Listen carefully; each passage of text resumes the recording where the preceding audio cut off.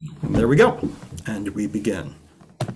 Back to the first text. Here we go. So in the very beginning of the Torah, we get Breshit bara Elohim et hashamayim v'et haaretz, when God began to create the heaven and the earth. And it says, Vayomer Elohim Yehi or Vayehi or. God said, let there be light, and there was light. And then Vayar Elohim et haor ki tov v'yabdel Elohim bein haor uvein hachoshech. God saw that the light was good, and God separated the light from darkness. And God said, let there be light makers the fourth day. Now, the Midrash that comes out of Midrash Rabbah Breshit is incredibly well known by the rabbis and it's extremely influential on all rabbinic thought. It was taught the light which was created in the 6 days of creation cannot illumine by day. It is not visual light because it would eclipse the light of the sun, nor by night because it was created only to illumine by day. Then where is it? It is stored up for the tzaddikim in the messianic future in Olam Haba. As it says, moreover, the light of the moon shall be as the light of the sun, and the light of the sun shall be sevenfold, as the light of the 7 days. So the problem, or I should say, the pashat here, the simple meaning, is that the whole universe started with the creation of light. It was the very first thing that happened. And the way that happened, by the way, is through an act of speech. So somehow there is speech, and then there is light. Then we enter drash. Drash is meaning the deeper meaning. I'm not going to do remez yet. We get to remez later. But drash is we have a problem moving around in this text, which is that the sun, the moon, and the stars were created on the fourth day, and therefore the light on the first day cannot be visual light because the things that the light makers, the me'orot, don't come till the fourth day. So then what is the light from the first day if it's not visual light? And so the answer offered is that it is a light. So now we're getting into sod, secret. So the secret meaning of light here is that it's no light that you've ever heard of. It is a light that you're going to have to break your brain to get to. It is divine energy. It is a divine light. We even take away the word light because light implies something visual. So let's just call it divine energy. And this is a light that everything is likely created from. Some mixture of this special energy and choshech, some form of darkness. And spoiler alert, I'll say that a lot, coming up in Kabbalah, evil is a major principle. The conflict between light and dark, or the balance between light and dark, the existence of darkness becomes a significant factor. So, but we'll get to that at another time. I'm not concerned about the dark right now, as I am concerned about the light. So now, if we've done sort of, it looks like light, the drash is, no, it's a special energy, a divine energy. The sod is, it's an energy that it says here, when it says it is stored up for the righteous in the messianic future, let's change that a little bit. It is detected by tzaddikim, by souls of the righteous are receptive to, can detect that everything is made up of this energy. And then the messianic future is olam haba. The Hebrew is olam haba. Olam haba can mean something, if you're being very literal, or maybe literal is the wrong word, concrete, means the world to come after we die, or the world to come after this universe passes into some kind of other state of existence. But the world to come also in classic rabbinic lore means the world that is coming at any moment. Because the reason we call it's not just the world to come, but olam haba is often meant rabbinically to mean the world that is coming in every moment. This becomes very significant in Kabbalah, but let's just take it that way. So now let's go back to this. All of the universe was, the original state of things was an energy of God. And those today who have special souls or are specially righteous can detect that everything is made up of this light. And not just that, but that this light is the reason they can detect it in, they can detect it in the fact that in every moment that is coming, between this moment and the next moment, they are, let me just do one thing, in between this moment and the next moment, that this light is playing a part. And for those who already took some of the first sessions, we haven't gotten yet to a lesson that's going to be all about the details of that. So for the moment, I'm going to go on, which is that, so I did Peshat, Drash, meaning it's a light. The Sod, secretly, it is a divine energy. And I didn't get to the Remez, which is how does this work allegorically? Well, we're going to get to that, which is this text is maybe about something it doesn't look like at first. So I'm going to go on to the significant, the very first midrash in the collection of Midrash Rabbah Breshit. This collection, as I said earlier, from 200 to 500 of the Common Era. It is the classical collection. Collection is probably the wrong word.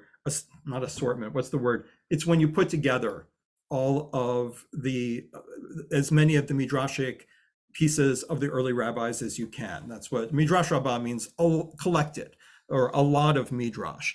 And it's very influential. So whoever it is that actually edited this massive volume made this the very first midrash, which means it's kind of a foundational midrash for rabbinic thinking.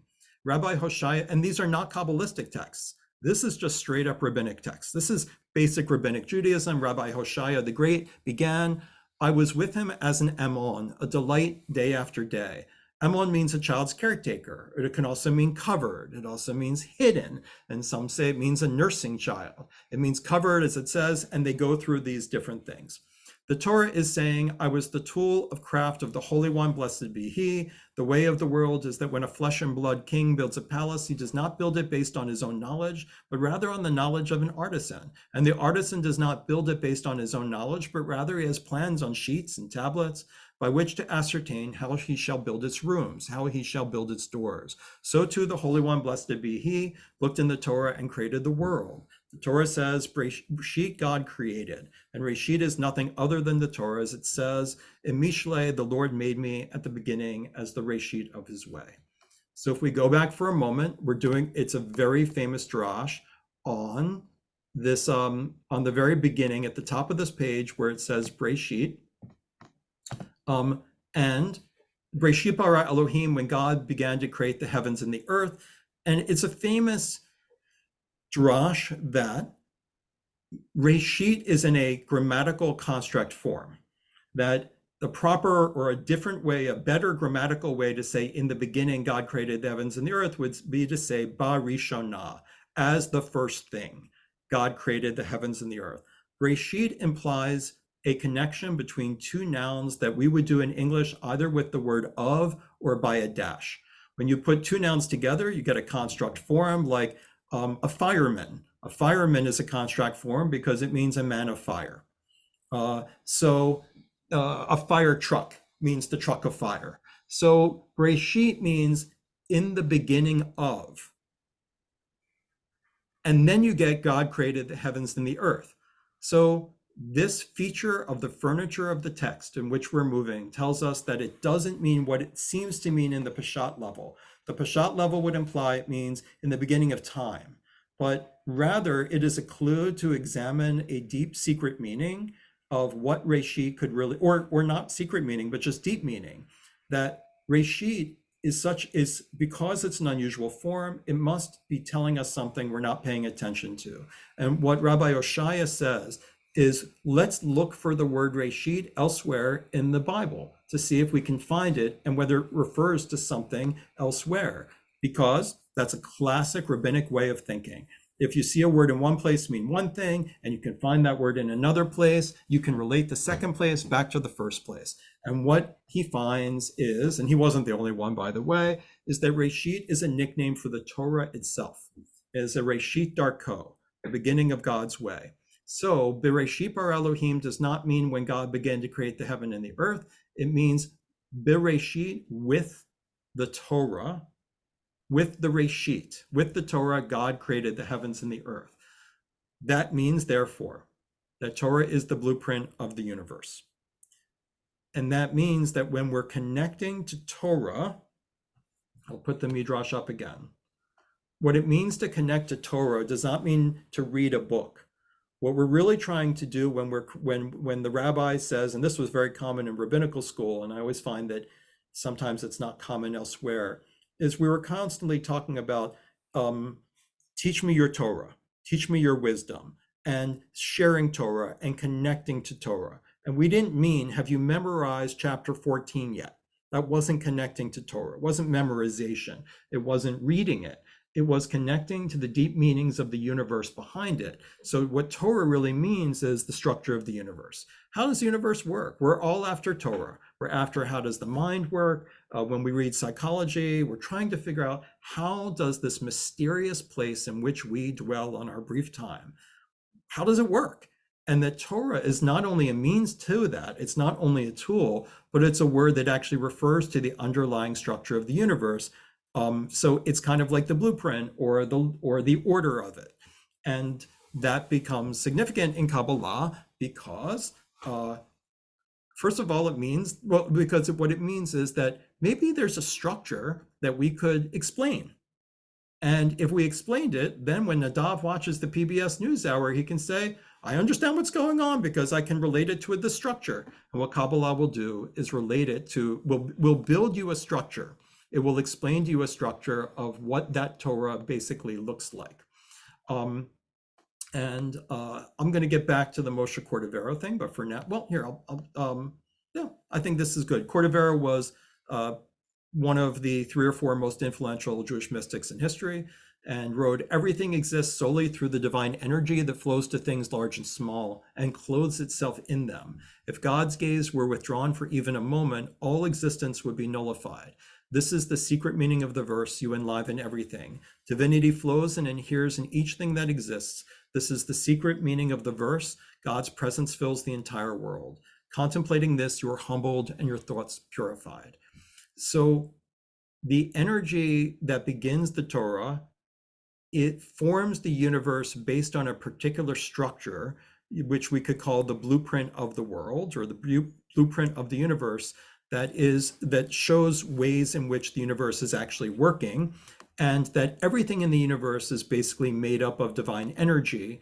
Or to be more accurate, it's not like it's made up of divine energy like the ingredients on a package, but it is both made up of divine energy, but it's really governed by the laws of divine energy. Now, this is not unlike a modern concept, right? I don't think I'm just cells and molecules.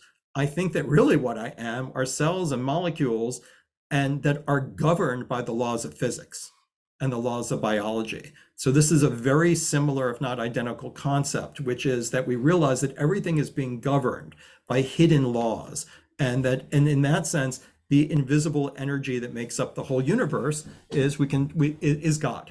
So everything is made from God. There is nothing outside of God, and that in many ways, here I'm going to make you wait for that for just 1 second. In many ways, what we mean by relating to God or relating to Torah is our relationship with the entire universe. Now, when I say the entire universe, I don't just mean partially. I really mean that, like, it's what we say when the universe is speaking to me. I want to have a relationship with the whole universe. It is as relating to the whole thing, not just parts of things, and how it works, how it behaves. As I often point out, one of my closest, oldest friends is a physicist, and he always talks about the behavior of the universe. So, like, that's very Kabbalistic. How is this thing in which we live and move, how is it behaving? How can I understand its behavior? That is basically God moving through the universe. Now, I promised you that I would get to an allegory. So an allegory meaning, what are these words of Torah? Are they describing something that I can put in other words, but that follow the same pattern? And the answer is, here we go. And what is probably is, again, one of the central foundational texts of Kabbalah is from Chaim Vital, disciple of Cordovero, and Isaac Luria the Ari. And it goes like this.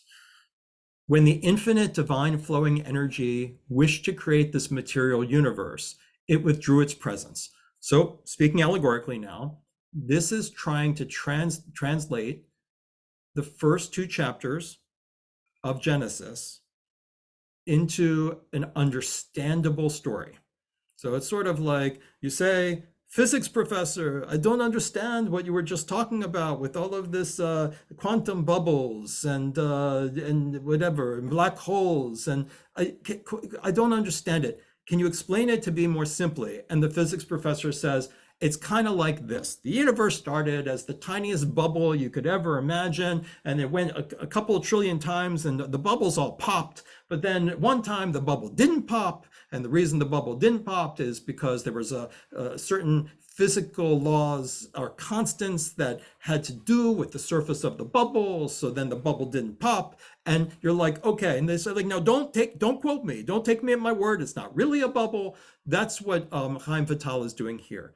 Chaim Vital is saying, let me give this to you, and it's kind of true, but it's my best way of taking all of the complexity and putting it into a simple story, and it becomes central, or it was already central for Kabbalah, and this is the most famous probably articulation of it, which is what Genesis is trying to say is that the only thing before the creation of the universe was God.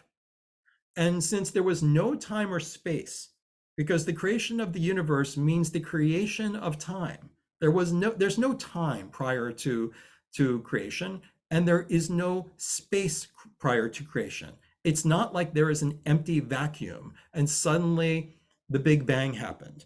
Before the Big Bang, there was no time. And because time is a product of a dimension of the universe. The Kabbalists already totally got that.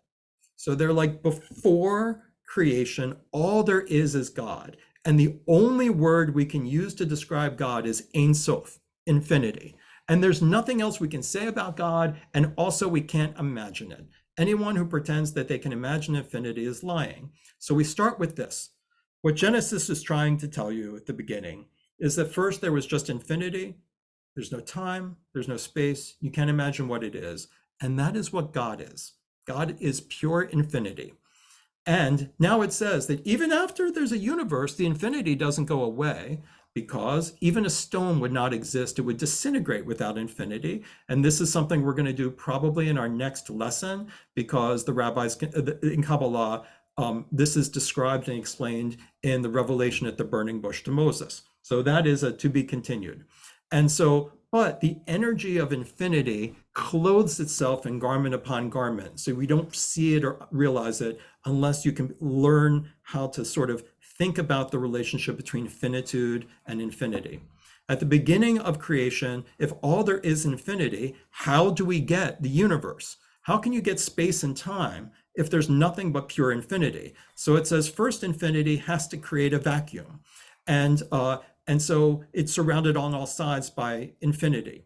This is the way it's empty there in the middle. And so infinity with somewhere in infinity, like water in a pond displaced by a stone, there's like a bubble. There's an empty space, a bubble within the vast ocean of infinity.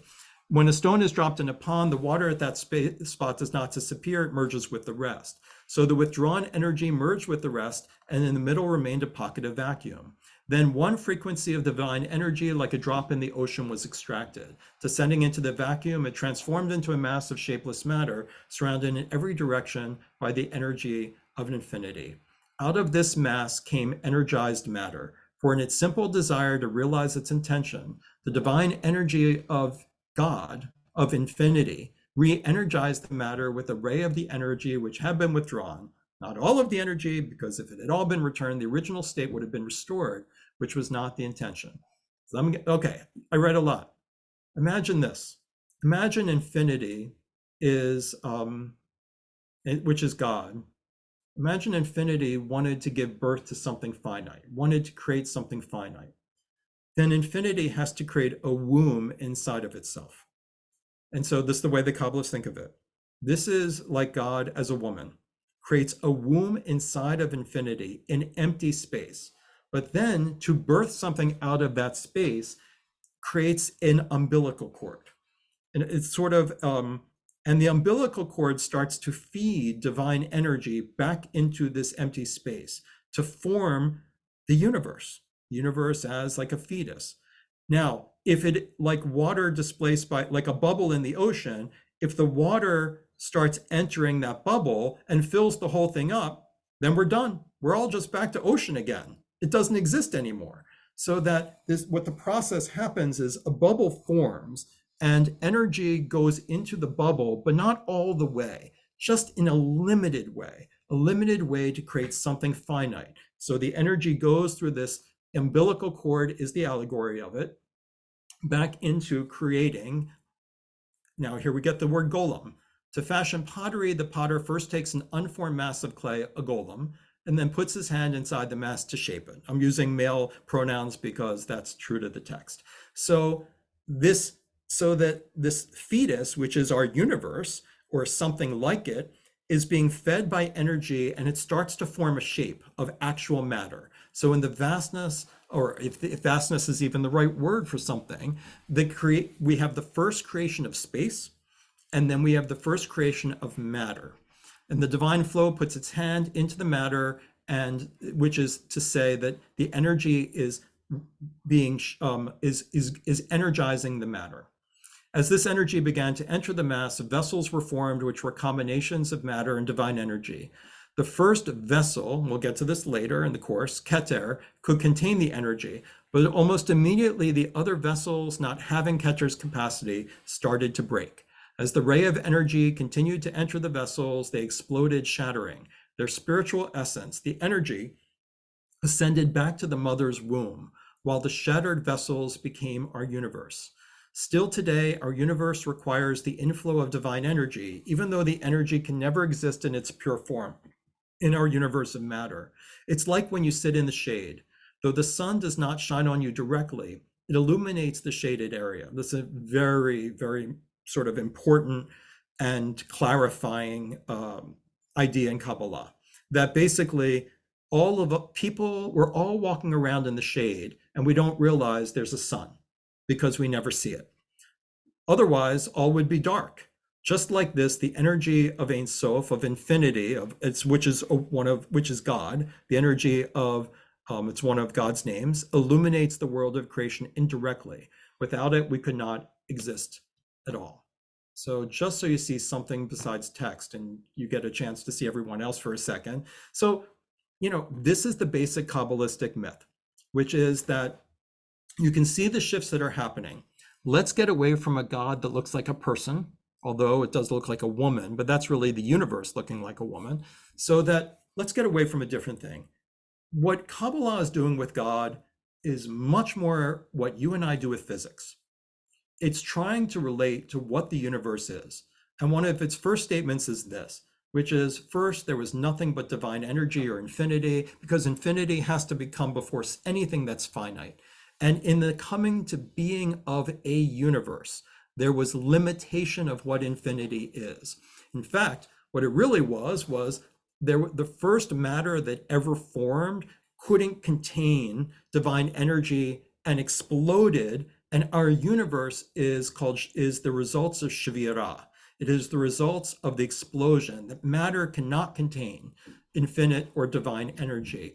But the universe would not exist without the divine energy suffusing it and infinity always being there. And again, I'm going to do the infinitude thing when we talk about the burning bush in a future lesson, because I usually start with that when I teach Kabbalah, but then I lose the whole class because it's so abstract. So I'm going to push past it.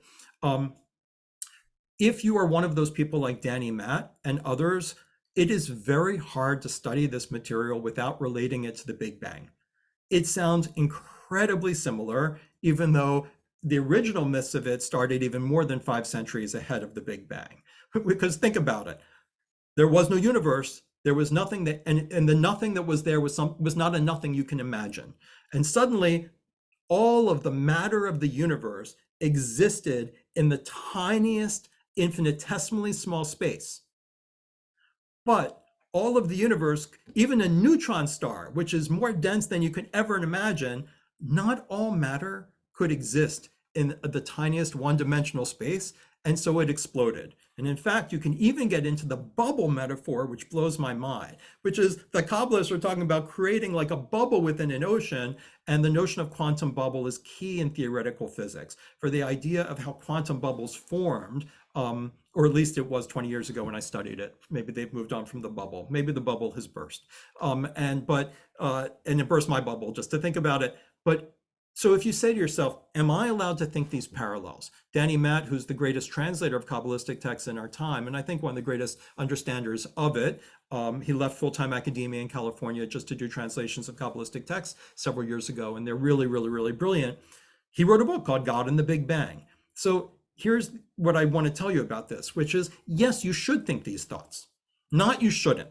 Most academics might say, we're talking about two different things, and theoretical physics is one thing, and don't mix them up. We're talking about something else. But I think that's exactly wrong. The rabbis, the Kabbalists and the rabbis are still trying to struggle with what is the universe and where does it come from? The fact that they ended up in a very similar place just by contemplating ideas about infinity and finitude is not magical. I wouldn't say it can only come from God. How else could they have thought this thought? It's not so much that. It's just the fact that I actually think that deep human beings who are really, really smart and think about things like infinity and origin and creation and universe, it's not surprising that they would come from similar places. So does Kabbalah have a picture of black holes? You know what? When we get to the creation of light and choshech and dark, you tell me whether you think choshech is darkness is a description of a black hole. But yes, the idea that God and God's self is infinity, and that people like Rambam, Maimonides, who defined theology for most of Jewish tradition, who said God is completely unthinkable because God is infinite, and the only way to do theology is to start with to do negative theology, the via negativa, which is that if you really want to understand God, just start with sentences with the word not in it. God's not a person, God's not a thing, God doesn't have a mouth, God doesn't have feet, God didn't talk the Torah into being. And so because God is infinity. So I would say that the idea that the world is a product of a Big Bang is, I think you should allow yourself to think those thoughts. In fact, the next time you're listening to the Kedusha at synagogue, and one of you is davening the Kedusha and the Amidah, and you go, and someone in the middle of the Kedusha quotes the prophets by saying, Berash Gadol, which is statement saying that this was all done in a big bang, a Ra'ash Gadol, a big noise. I think you should definitely think that we're talking about the Big Bang, especially because for the Kabbalists, the idea of what angels are, who would describe a Big Bang, are something much closer to kind of physics than it is to a horror movie. So in terms of their image of what angels are. So you've been really, really good about listening to me talk about all of this. And believe it or not, I'm going to go on just a little bit. But one thing I want to say, and those who were at the first session have heard this, so I apologize if you were already there, is a lot of this is in plain sight. Because if you look at things like and if you take this course and if you let it sink in, you'll probably start seeing it all over Judaism in places you didn't see, especially in the prayer book. So and I know that Liz, I can see you and others who were there at the first session, think of the Baruch Hu.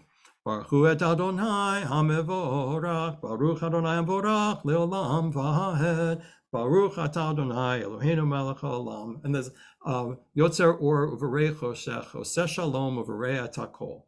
What we say in the Baruch Hu, we say, praised are you Adonai, and you say, yep, praise God, I'm here. I showed up for synagogue just barely on time, which is what the Baruch Hu is about. It functions to mean that anyone who comes there or later are late for the service. If you're not there for the Baruch Hu, you're late, which I just taught the kids in the 6th and 7th grade class on Sunday.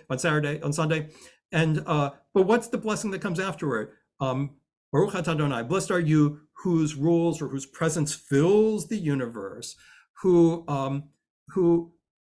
creates, who fashion, well, I'm going to translate this way, who fashions the universe through energy.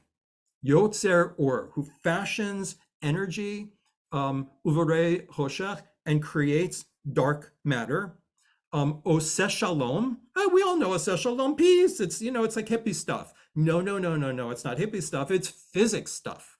Oseh Shalom means creates or does, performs, is in the process, oseh, is making shalom, which means a balanced completion, a complete circle, a complete item, a complete universe, oseh shalom, so that God creates everything. So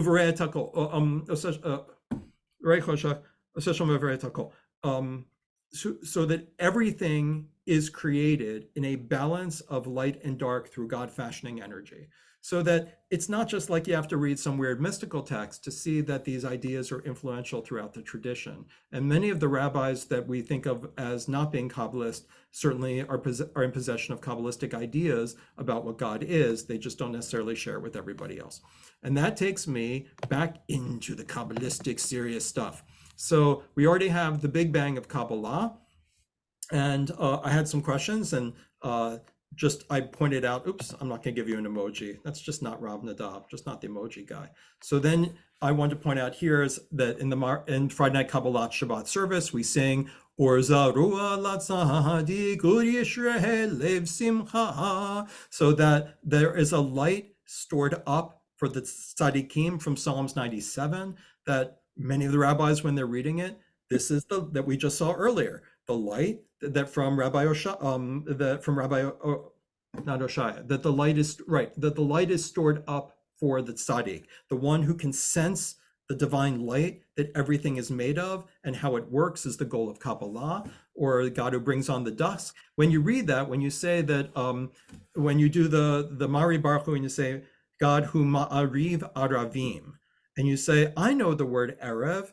Erev means dusk, and Ma'ariv Aravim means God makes dusks. And it is really simple. Tradition is real simple. Capital T tradition is just God makes dusk. If you believe in God, you believe God makes dusk. But if you're a Kabbalist, you move a little bit beyond that, which is Ma'ariv Aravim literally means mixtures of light and dark. So then you start to realize that if you're chanting that, you can definitely be thinking that really what you're saying in the Baruch Hu is all of the creation around me is a mixture of light energy and dark energy. And that is Kabbalah. Shachri Baruch Hu, I said, Eloheinu melech haolam, who fashions light and creates darkness, who is doing shalom and creating everything. That was what I stumbled to translate earlier. And remember that on Shabbat morning, right after you do the Baruch Hu, you go, El Adon HaKol HaMa'asim Baruch.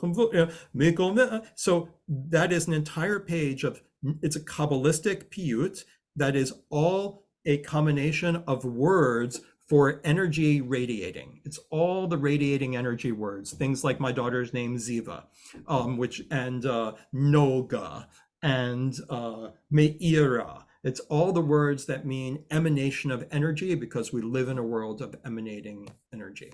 And that we are actually done the first of the sessions that I did, but I know I've got to start speeding up. And so I'm going to take you on the very next one. Share screen. And if you thought that was complicated, get yourself a stiff drink. Here we go. I recommend espresso. So here we go. Okay, I think I need to tell you what this is before we blow through it. I think I can make this simple. Going back to Peshat, Remez, Sod, and Drash, the rabbis have an understanding of that you may not be aware of. It's one of many understandings. Audrey asked, sad that the light is stored up for the righteous. The rest of us are the ones that need it. So let me tell Audrey that the thing is, though, that what Kabbalah is trying to do is it's trying to get us to put on mystical glasses and see everything in our lives through a different consciousness. That's really what it is. I think that what religion is most about in general is perspective. I think that what I go to synagogue for, and you guys know I do my best to try to give provocative sermons, is because in some ways my life was changed by going to synagogues where the rabbi wouldn't just be like, let's just give a little, for the drosh today, I'll just say a cute little thing I heard or I read in the paper, but that someone who would really give me something to challenge my perspectives on the world. So I would really have something to think about on Shabbat. I think what religion's really about is getting us to see things differently. So very, very significantly for me is finding a perspective of gratitude. Now, gratitude is not just like reminding yourself, I will snap my rubber band and say, I will now have gratitude.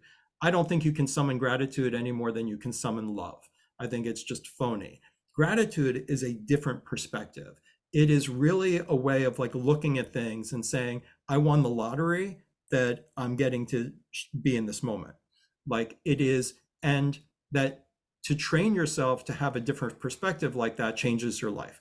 Now, going back to perspective on Torah here, they're trying to get you to see everything through a different set of glasses to the point where you don't even take the glasses off anymore. Just like you would, maybe you get to the point where you just, I don't know, you're with the most difficult client you've ever had in your life. The kind of thing that would make you say, this is the worst week I've ever had professionally. And even in that moment, you're saying, how lucky am I that I get to live this life? How lucky am I that I get to share this moment with this other person? How lucky am I that we're both here in this moment? So it's a way of trying to get yourself to always have this other perspective. So now, here we go with the perspective of glasses, that one of the first big allegories they're doing. One of the big puzzles of Torah, and many of you have studied this because it's not hidden, is the fact that in the first chapter of Genesis, God makes the Adam in God's image. And in the second chapter of Genesis, God makes Adam all over again, and God does not make the Adam in God's image. And so all kinds of thinkers and rabbis and Soloveitchik and everyone writes their book. What's the first Adam and the second Adam? How are they different? Why is the first one in God's image? The second one's not in God's image? And what does it mean to be in God's image? And we all have a good time with our midrashic work. Kabbalists have an answer to this, and that's what we're doing right now. And so here we go, and we will share screen and go to intensive 2. The first Adam, Elohim said, let us make Adam in our image after our likeness, ruling the fish of the sea, and so forth. And Elohim bara, created humankind in the divine image. In the image of Elohim created it, masculine and feminine, creating them. Then in chapter 2, here we don't have the word bara, which means created from nothing. And that is an incredibly important word as we go through Kabbalah. There's a difference between the fashioning of the energies as matter, and energy is fashioned into other forms in every moment. And there's a difference between that and something really only God does, which is not changing things from one form to another, but rather bringing something into existence which has never been before. That is bara. And the second Adam is not bara, it's yatsar. It's forming the Adam from the soil's humus, blowing into its nostrils the breath of life, and Adam became a living being. And God Adonai planted Gan Eden in the east and placed Adam which he had formed. And from the ground, God Adonai caused to grow every tree that was pleasing, and so forth, with the tree of life in the middle of the garden, and the tree of knowledge of good and bad. A river issues from Eden to water the garden, and it then divides and becomes 4 branches, Pishon, Havilah, where the gold is, and the bdellium's there, and the lapis lazuli. And it also mentions, by the way, after the Pishon, the Tigris, Euphrates, Gihon. Adonai settled the human in the Garden of Eden to till and to tend it. And God, Adonai, commanded the human, saying, of every tree of the garden you shall be free to eat, but as for the tree of knowledge of good and bad, you shall not eat of it, for as soon as you eat of it, you shall die. God said, it is not fitting for the human to be alone. I will make a fitting counterpart for him. And God cast a deep sleep upon the human. And while it slept, God took one of his sides and closed up the flesh at that side, fashioning the side that had been taken from the human into a woman, bringing her to the human. And here we go. So before I go on, let's quickly stop this for a second. So this is what the Kabbalists are going to do. They're going to say that this is not a story about the creation of a human being. This is a story about the creation of the universe. It's an allegory for the creation of the universe. So just as we said that God took that the energy started to produce matter, and then the matter couldn't be infinite energy or something like infinite energy, couldn't be contained, and it had a big bang and exploded. So this story is describing that. So it's not really about a creation of a human being. It's really an allegory for the creation of the universe, because that makes sense based on what we just heard. And all of these different pieces form clues, but this is the important thing. If it's not about a creation of a human, and therefore in the first story, the human is in the divine image, rather it's a creation of the universe, then the divine image, the image of God, is the imprint of divine image on the universe. It's not the divine imprint on a human. It is a divine imprint on the universe. And that what all of Kabbalah is, and probably what a lot of people who might watch this recording or be here tonight might want to do, certainly I do, is to say, can you tell me what Kabbalah is? Like, can you show me how to figure out how Kabbalah applies to the world? How can I apply Kabbalah to my life? Like, is there some kind of map for this? And the answer is yes, because what the Kabbalists did is they actually mapped out the picture of the divine image. That's what is kind of so heretical or so bold or so outrageous, is that they really did this thing.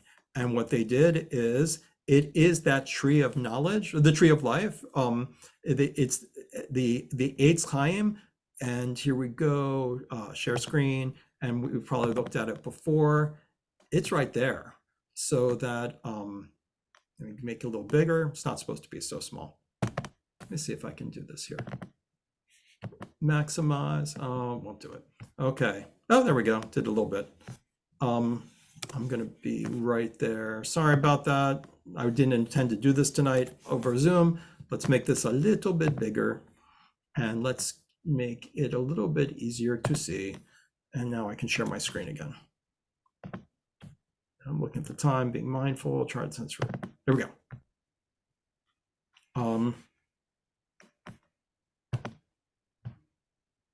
There we go. That looks a little better, although I made it blue. Okay. This is actually what the divine image is. It is this structure. And they name it, and they describe it, and they explain it, and they tell you how to see it in everything around you. So if you want to see, so Audrey said earlier, too bad the light is stored up for the righteous. Doesn't have to be, because I got a pair of glasses for Audrey, special psychedelic glasses. And it doesn't have to be just for the righteous who don't need the glasses, because they're like, their soul is like born with this. But we can work on our glasses to see this structure as the imprint of divine energy upon everything. Now, we could get it wrong in terms of trying to understand it all, but this is what the image of God looks like. And most of Kabbalah is about referring back to the structure in understanding the way the world is unfolding around us. It includes 10 emanations of God, or 10 spheres.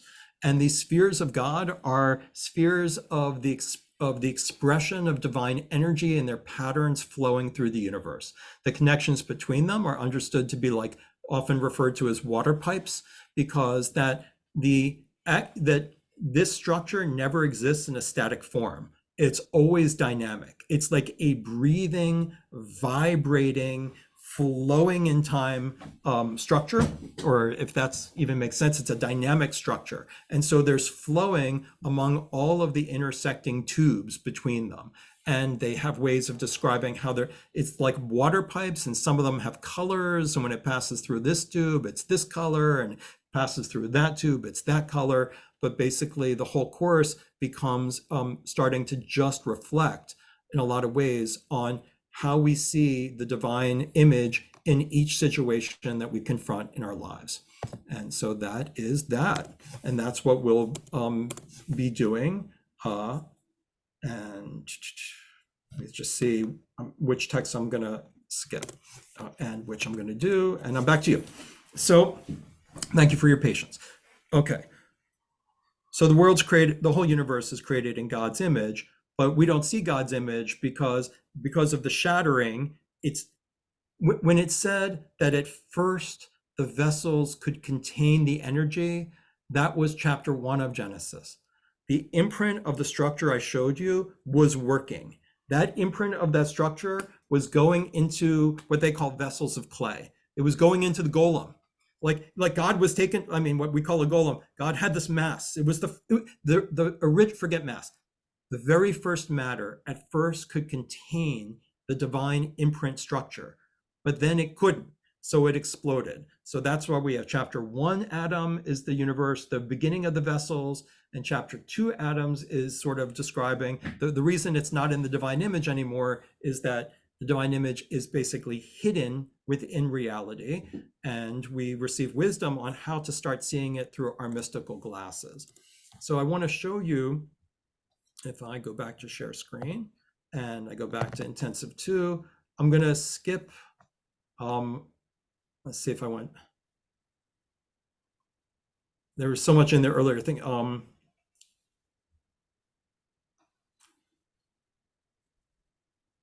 yeah, I'm going to have to skip something, so I'll skip that. So you may know the text in front of us, but the rabbis, this is from the Mishnah. The rabbis taught there were 4 who entered the Pardes, the Garden of Eden, paradise.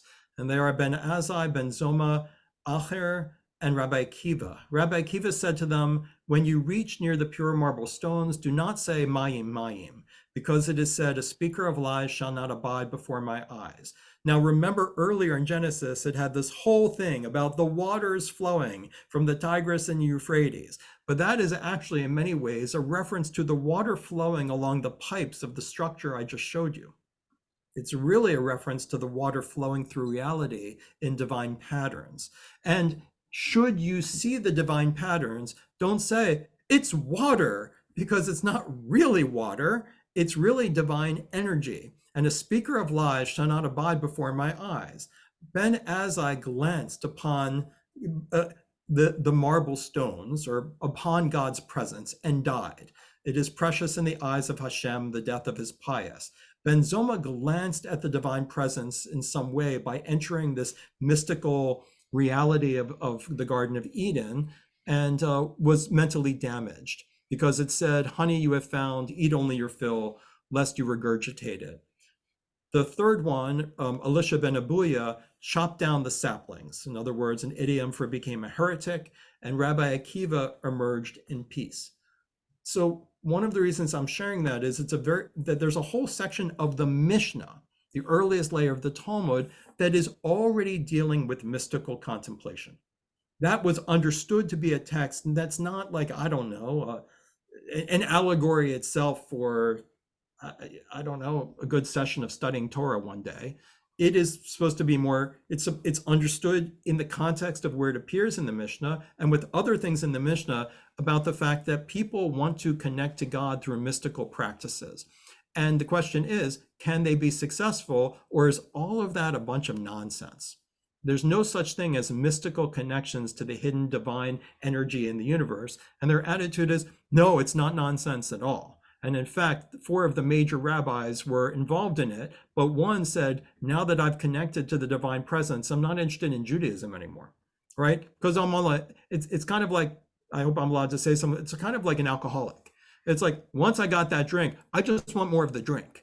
So Elisha was basically like, now that I've understood and connected, I've connected contemplatively through meditation or mystical practices, I've had a vision of the underlying structure of the universe, which is God, then I don't need to keep kosher, and I don't really care about halakha, right? I'm in a universal place, and also, frankly, a very satisfied place, because I've been granted a vision. So now I've been granted a vision, job well done, kol hakavod, I move on, right? I don't need the trappings of religion anymore. Rabbi Akiva is our hero. Rabbi Akiva still wants religion. One of them just gets mentally damaged and one dies. Now, this is not just in the Mishnah, because it's actually understood by the rabbis to refer to the Torah. And in a different session, I presented in the Kabbalah course the fact that my namesake, Nadav, is part of that story. So one of the things that you will see in the Torah is that, wait a second, are you telling me that in Jewish tradition, you can see God? You can have a vision of God? Well, first of all, we got the burning bush. God's right there. We have Abraham talking to a human who is also referred to as God.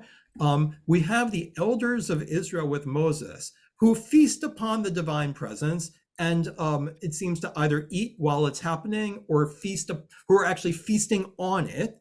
And then you have Moses telling God, hey, can I see your face? And God says, see my face? Well, I'll show you my back.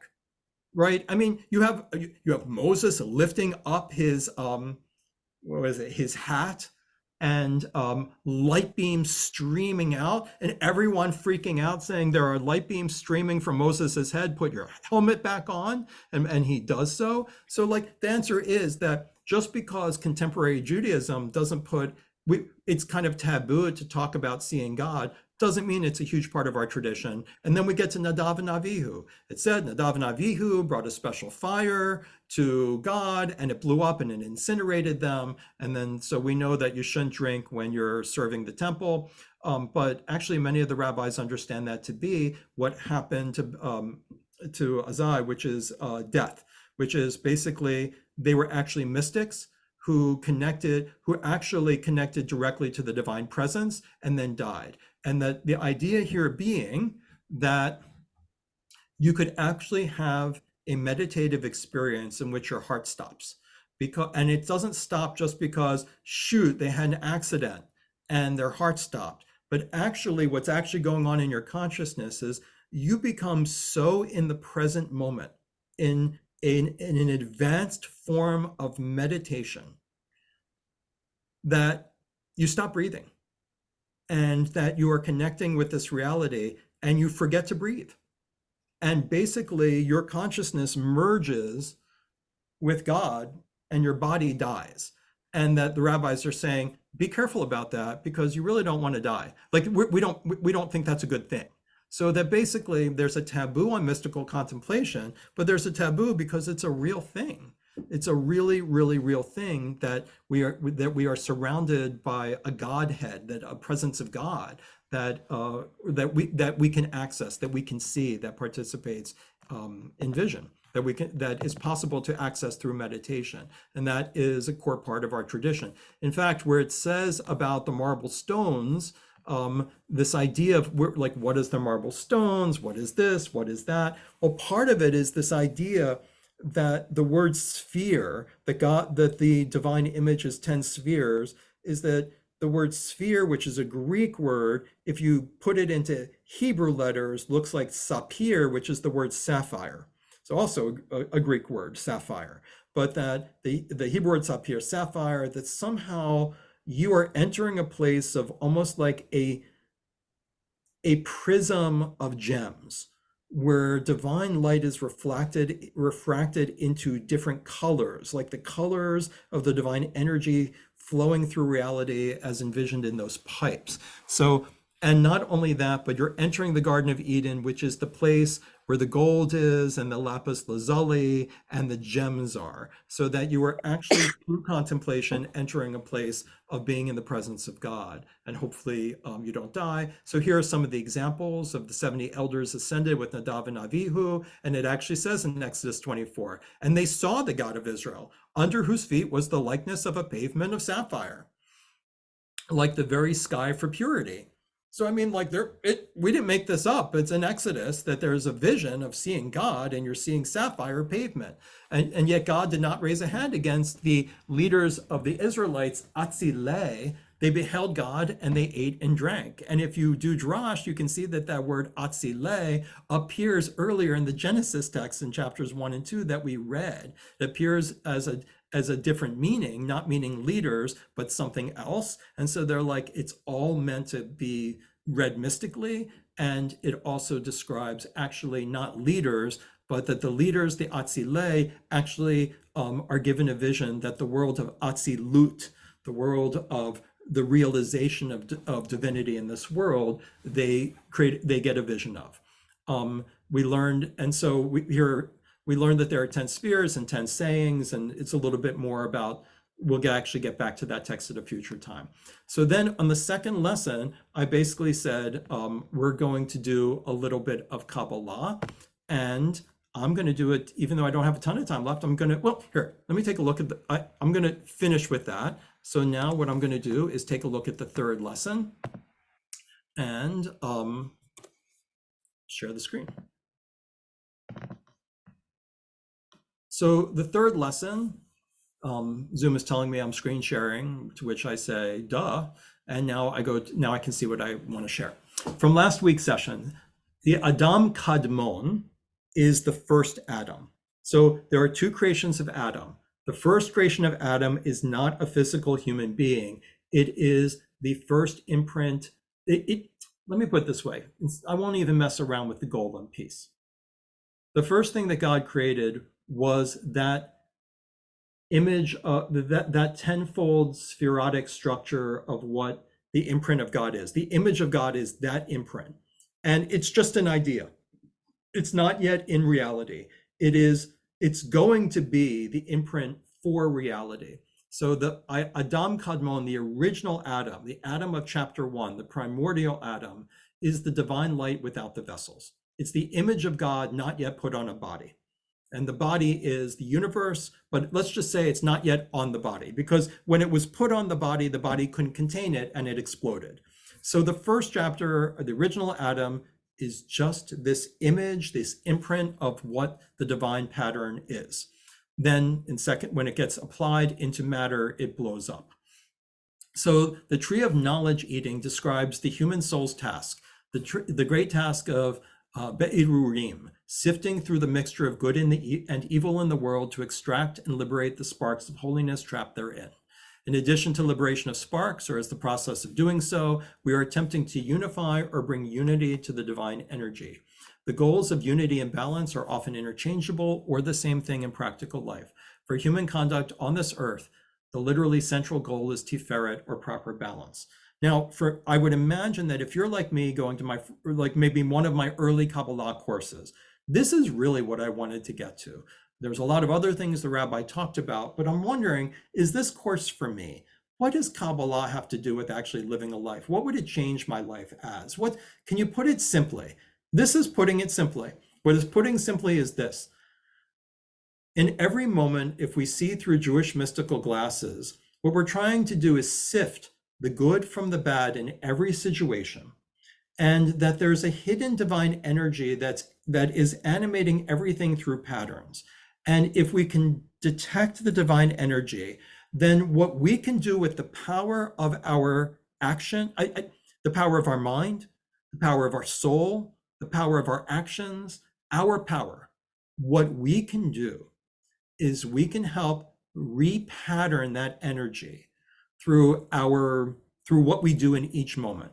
So in each moment, I have the power to unify or bring unity to the divine energy.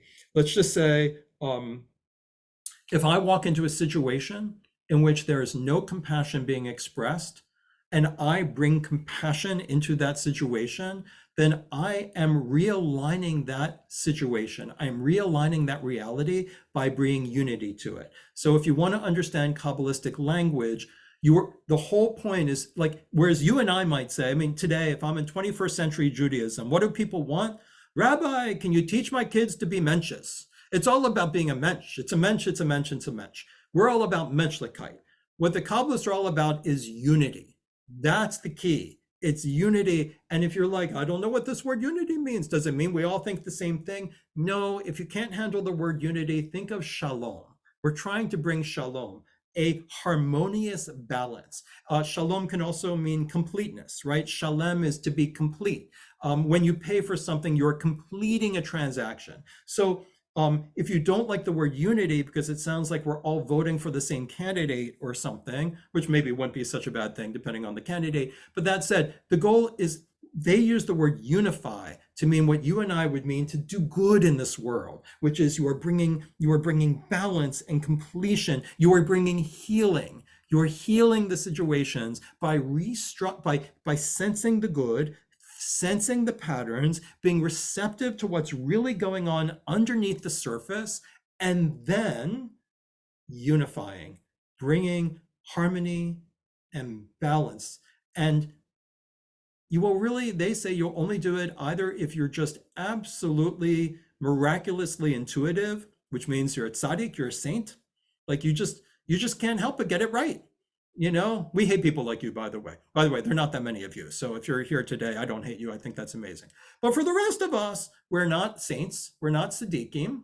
And so like we need to study and practice and think about what we're doing. And then that's all of what Kabbalah is. And if you stay in the course, that's what I'm hoping to help you do. To the extent that I have any ability or tools in my disposal, or whether I'm just getting everything wrong. And so this paragraph is really in a way what the course is about. Our great task is sifting through the mixture of good and evil in the world to extract and liberate sparks of divine energy trapped therein, and in the process of doing so, bringing to unify or to bring unity to the divine energy. Because what we'll see is going back to that, going back to the picture I showed you of the picture of divine energy of the first atom, those 10 spheres. What you realize is that in any one situation, you're not getting those 10 spheres in balance. You're getting like a broken stick man. It's like, wouldn't that be sad if you saw a broken stick man and it's missing the left arm and the right foot, and you're like, that's so sad. I'm in a situation of broken stick man. I am here to put on the left foot. So now we have full stick man. That's what we're trying to do. We're trying to bring the fullness of the picture. We're trying to bring the image of God to the situations we're in, because they're only partially there. So we want to bring the whole thing there, and we can learn how to do that. And so I did all right. Okay. Now that we did that. Okay. And believe it or not, I'm going to, so let's, okay. I'd love to leave this up, but let's not. So let me stop the share, and I'm going to do what I did in the discussion group last time, and we'll keep doing in the future, which is I need to share. I want to go back to this, to the picture of the divine energy. Okay, so here we are back to this. There are 10 spheres to talk about. In the future, I'm going to talk about Keter, Chochmah, and Bina, but the one that you most commonly will be relating to in life is Chesed and Gevura.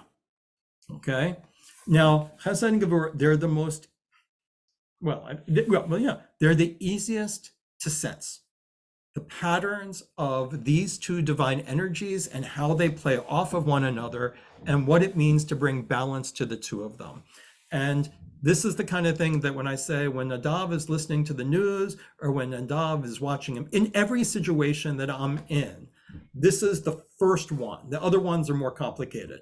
This is the one that's the easiest to detect, which is that, is the situation balanced toward Chesed, or is it balanced to Gevura? Chesed means merciful, forgiving, loving kindness. And Gevura means accountability and structure, right? It means law. It means deen. So let me give you, so I'll use the simplest example is this. If you're a parent and every time your child does something wrong, you forgive them. And you're like, you know what? Everybody makes a mistake, no big deal. And you didn't mean to break the rule, and you didn't mean to stay up late, and you didn't mean to forget to do your homework, and you didn't mean to go and eat all of the ice cream in the freezer before bed when I told you to save it for Shabbos. If you're a person who's like, you know what? I'm going to forgive you, merciful love, and then you're practicing chesed. It's a forgiving love. One of the things that came up in the course before is that chesed often comes, this made people uncomfortable, which I love. I'm going to try to make you really uncomfortable in this course. So I fought back in the class if you missed it, which is that chesed is by its very nature relational. It is not an even-steven relationship. It requires the ability to rise above the situation. So often chesed involves understanding it's like it is because it's mercy. To be merciful, you're the king or the queen, right? To be merciful, you're the parent and they're the child. You're the teacher and they're the student. So if, a student doesn't do their homework or lies or says, I wasn't passing notes, but they were passing notes, you might say, you know what? I know they're having a bad day, or I know that they're disadvantaged. You have a way of seeing the causal chain of things, understanding why they're made the way they are, and you practice mercy and forgiveness. But if you only practice that, then the whole divine structure is not in unity. You throw it out of balance and you spoil them and you produce evil. If you're always forgiving and merciful to your students, they never learn accountability. They never stand on their own. They never learn how to generate their own conscience, which is the point of bar and bat mitzvah, that from now on, you're not going to have people around you saying, don't forget, you got to do the right thing. You got to remember to learn. There's more Judaism to learn. You've got to generate this. If all you do is chesed, then you're like, don't worry, I'll remind you in the future. There'll always be future courses. When someone says to me, I'm so sorry, I'm going to miss the course, or I'm going to miss Shabbos, I'm always saying, there are more courses, and there are more Shabboses, and there's more Torah to learn. That's chesed, right? But if I only ever say that, then I'm not encouraging you to take responsibility, or to have discipline, or to provide structure. The other side is Gevura, which is we have rules and we have laws. And Nadav, you said that you were going to do this for me. I don't know. Say, forget, I have a student, right? And the student says, well, I told you I was going to practice for my bar mitzvah portion and I didn't do it. And I could say, oh, you know what? We're all so busy. And after the pandemic, who has half a brain left? And I feel so bad for you. Chesed, chesed, chesed. But there's the other side of it, which is Gevura, which is, I carved this hour out of my schedule. And you showed up 20 minutes late and you didn't do the reading and you didn't bring your book, and that's not a way to be. So there's also the way to be is Gevura, which is, I'm not going to meet with you today, because I expect when people come to their music lesson or their Torah lesson that they show some respect, that they're not the only person in the world, and that they share the world with others, they share the world with me. And so I've got to teach you that that I don't think this is an extraordinary circumstance that requires chesed. I think that no one in your life has ever told you that there's something called accountability. So I guess I'm going to be the first one, even though you're 13 years old, and send you home, right? When you're ready to come on time and you're ready to do what you promised me, you can show up. Now you can say, gosh, Nadav, you sound like such a jerk. But I will tell you that I'm almost never a jerk, and I mostly practice chesed in my life. But I will tell you, sometimes I think I practice merciful, loving kindness, forgiveness to my detriment. Sometimes I think I'm throwing the universe out of balance because I'm so anxious to be such a kind, forgiving, wonderful person that I'm maybe not meeting what is called for by the moment. Because Kabbalah is about reading the moment, reading it, not studying it, not saying I'm going to go home and think about this and come back in an hour or next week. It's about seeing the energies of the divine energy, perceiving the imprint of God, where it's missing and how it's out of balance, and bringing unity. You don't really get a do-over. I mean, you get to go to Rosh Hashanah and Yom Kippur and say, I screwed that up a lot. But you don't get to just all the time being like, let me go home and think about this for a week, because moments call you. They are in the moment of seeing it. So Gevura and Chesed is sort of like that. So Gevura is not a mean thing. Gevura is teaching accountability. Say you're a judge. If you have someone comes in, they shoplifted, and you hear their sob story, and you say, you know what, Chesed, I'm going to let you off. But then what if someone else does shoplifting, and maybe you let off the white one, but a black one does it, and they get a sentence? You get some pretty serious injustice that way. Now, you didn't mean it that way, but either the law applies to everyone or it doesn't apply to people at all. But then you could have too much Gevura, which is, don't we have judges in the first place so that they can kind of consider extenuating circumstances? But so we live on the edge of this. It's a seesaw. And the whole world is about how do you bring Chesed and Gevura into balance.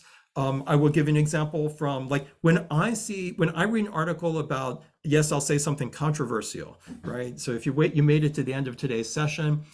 This is what DEI is all about: diversity, equity, and inclusion.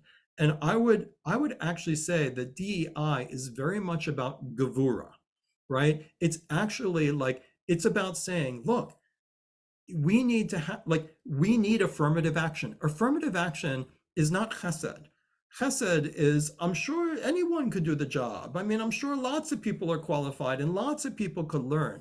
Gevura is, we've only hired 10 white people who are all middle-aged men, and we've never hired anyone else. And we've got five, we are now required to do affirmative action. And because that's Gevura.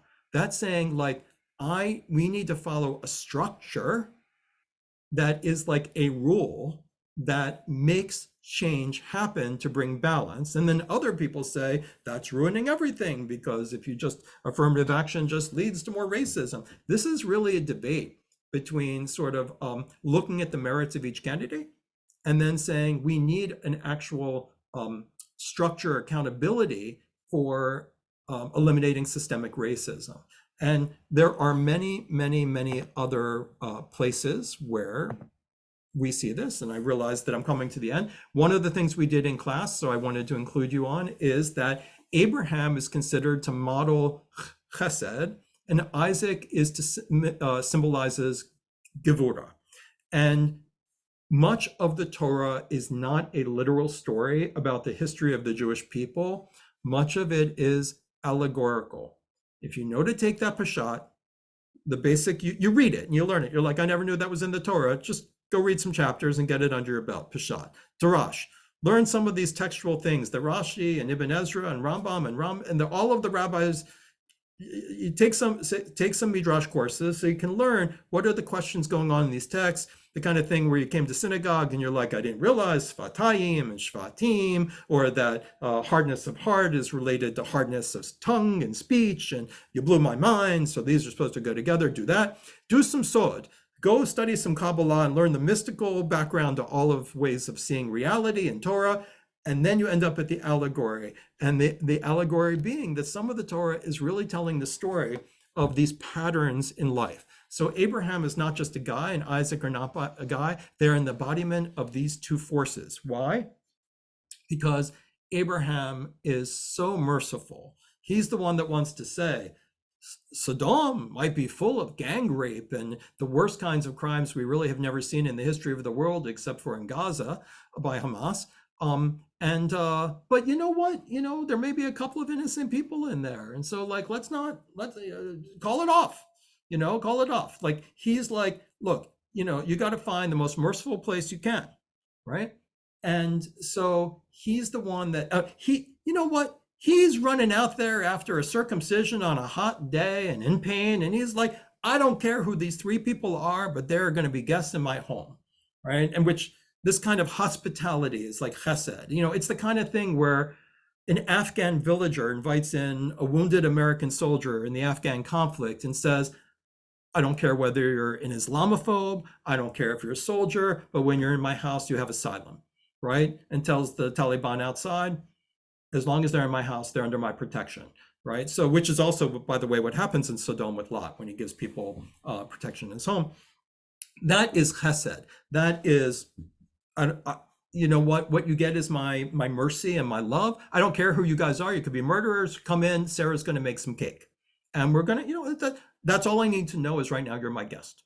So Abraham is the ultimate, and then Isaac is the ultimate in Gevura because chesed, because Isaac sounds like a terrible thing to say, but I'm going to say it anyway. Maybe it's worthy of discussion sometime. The real hero of the Akedah, of the binding of Isaac's story, according to the rabbis, many of the rabbis, the early rabbis more on it, many of the rabbis, the hero is Isaac. Isaac is not a small child. Abraham is old. Isaac is strong, athletic, and muscular. And Abraham knows that Isaac can't die because God already promised Abraham that Isaac's not going to die and Isaac's going to have children and continue the line and produce a great people. So according to the rabbis, the way almost all of us read the story is wrong.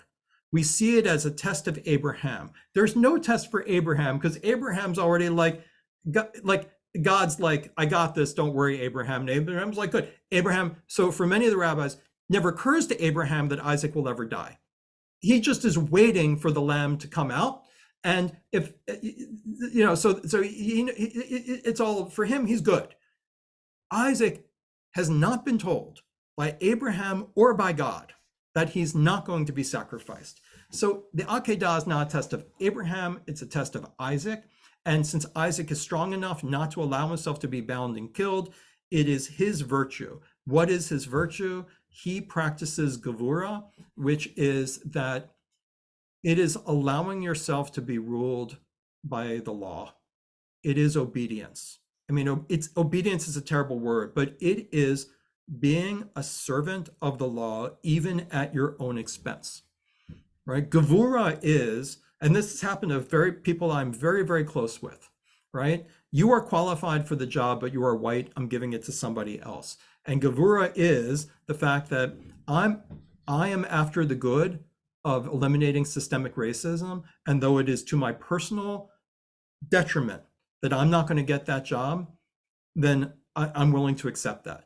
Because so I'm just keeping with the DEI example, which is that like Isaac is like, Abraham must know there's some plan. Abraham must know what is right. If this is what is necessary, then I'm going to allow my hands to be bound and continue. So that Isaac is quiet.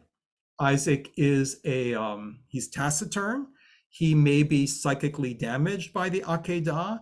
He certainly doesn't talk a lot afterward. He is bullied afterward, which is in Toldot, in his one parsha about the wells. He's someone who sort of moves along when he's bullied and they take his well. He's like, I'll go dig another well. His only joy seems to be in sex. He has a very romantic relationship with his wife.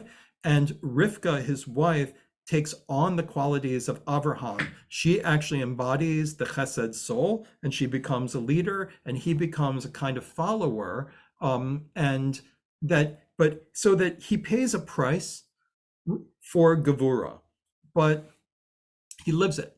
He lives obeying the structure. He lives. Now that requires that the structure is just, right? Obeying unjust rules doesn't do anybody any good.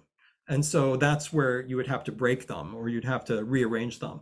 But if it comes from God, if it comes from that place of love, that, what, I mean, you could use other examples that are less controversial, which is that my life seems to be telling people, keep Shabbat. And they're like, oh, it's such a structure, all these prohibitions, I can't do it. I mean, how can you? That's Gevura is like keeping Shabbat. Everyone wants to say, can't you just teach about lighting Shabbos candle and blessing your kids? The fun stuff. No one wants to hear, you can't do this, you can't do this, you can't do this, you can't do this, you can't do this, and you can't do that. But that's good. But my attitude is, the idea is, God gave the structure of Shabbat so that you don't enslave yourself. It comes from chesed.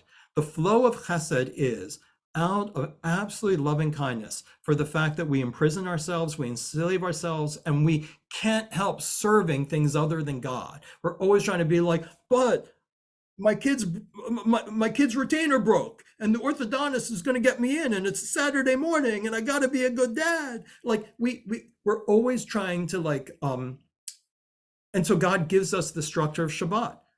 And you got to be like Isaac, who's like, you know what? It doesn't feel good today, but I'm going to do it. It's not supposed to be miserable, but it comes from a place of chesed and love and mercy to be given the laws of Shabbat, because they're given so that God is giving each of us a chance to experience the world with a full love of gratitude, with a way of not feeling that there's some chore we need to do, there's some place we need to be, there's someone else we need to serve, I just have to earn another buck, whatever it is.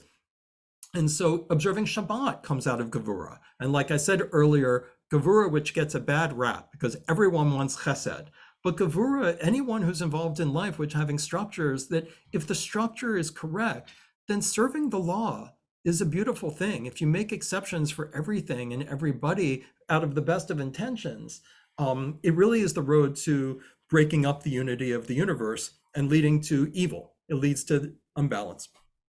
So those are, doesn't Shabbat observance fall? Okay, so I will check on, so what we'll do in the course is in many ways, I'm going to continue with, I think I wrote the next 3 sessions on the website, which is, we're going to talk a lot about Shabbat for at least one session. There's a lot to do about Shabbat and mysticism, because it's kind of like the day that you get to shut out a lot of the things going on and really feel the divine pattern in the world. So there's a lot about Shabbat, and we'll talk about that. You'll see things you've never seen before that are popping out of the liturgy and popping out of practice.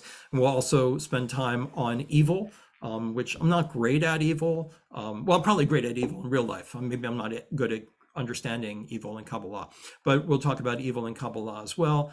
And then we'll move on. And we'll also look at the burning bush. We'll go back to Gevurah and Chesed. They'll be around all the time, but we're also going to go back to Keter, and we're also going to go down to Netzach and Hod. And so, and at some point, we're going to get to Malchut and Shekhinah, the different kinds of balances that we're trying to bring into alignment in the world. So if you're interested in Kabbalah, if you're interested in believing that there's a greater pattern of physics going on, a kind of spiritual physics is happening around us, you're interested in becoming more sensitive to the patterns of your life, of living in the present moment and knowing how to heal the present moment through bringing energies into alignment, of knowing what your role is. Is my role in this moment to shut up, or is the role for me to talk? Is the role for me to make space for another? Is the role for me to lead? Is the role for me to forgive, or is the moment for me to foster accountability and responsibility in this time? So in each moment, we'll be seeing the different patterns and balances. And anyone who wants to stay, because it's 8:10 and we're officially done, I'll stay and chat for another 10 minutes with whoever wants to chat. But I invite everyone who must be exhausted from all of this to go have a glass of water or a snack and try to get warm. And I want to thank everyone for joining me, and I hope that we can get back in person. So I think that's really, really valuable. Thanks for joining me. Thanks for being so patient. Thanks for listening so much. And these texts are all on the website. And so Laila Tov to everyone except anyone who wants to stay with me to chat.